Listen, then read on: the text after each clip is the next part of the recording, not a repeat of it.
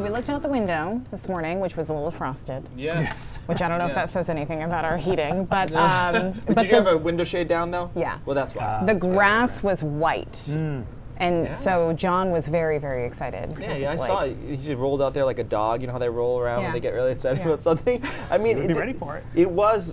It felt legitimately chilly this morning to the point where you started thinking about winter, but get it out of your mind because our stretch coming up here is anything but. Yeah, big change. Very mild. It's actually kind of a nice way. You just dip your toe in, then you get back out, right? And that's where we're at. We got down to the 20s this morning. 23 in Freiburg. That one struck me. 23 in Berlin, too. We do have a frost advisory again tonight along the coast with a freeze warning into down East Maine. I just want to talk about this quickly because yesterday I told you if we have a frost overnight, you won't see these frost advisories again until the spring. So when I saw the frost advisory, I said, why is there a frost advisory?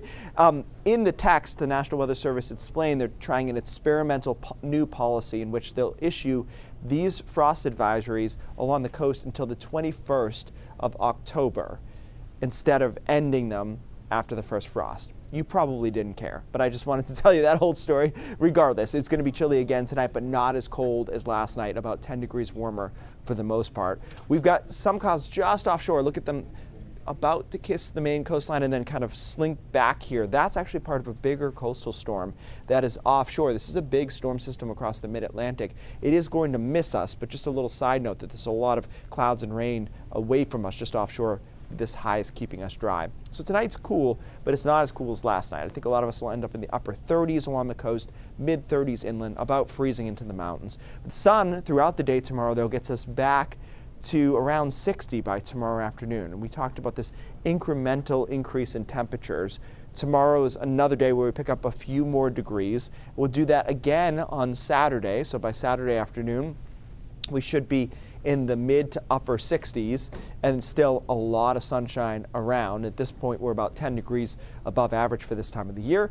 We'll do that again on Sunday. There may be some high thin clouds around Sunday afternoon, but that's really, really nitpicky, right? I mean, if this is our biggest problem, this little batch of clouds coming through on Sunday, we did pretty well, and the weekend does look really good. Upper 60s here on Sunday afternoon, and then a shot for a lot of us at 70 on Monday and perhaps into Tuesday. It's all this ridge of high pressure. It's just position. So when it's overhead, we call that a neutral position. That means temperatures are about average. That was today and half of tomorrow. Once it slides to the east, now we get into the west side of that ridge, and the southwest winds get stronger, and we start seeing some warmer conditions for Sunday into Monday. So our temperature trend is up, peaking on Monday, staying pretty mild on Tuesday, Wednesday, then falling off a cliff on Thursday. That's our next chance of rain.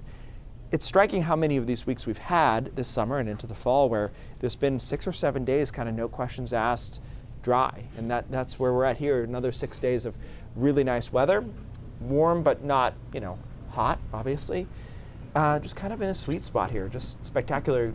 Last chance probably to really effectively see any good foliage this weekend because that front comes through on Thursday. It's probably pretty windy off of that, and once that happens, at this point, you usually start dropping a lot of leaves. We haven't really done that yet, so this is probably your last chance for it.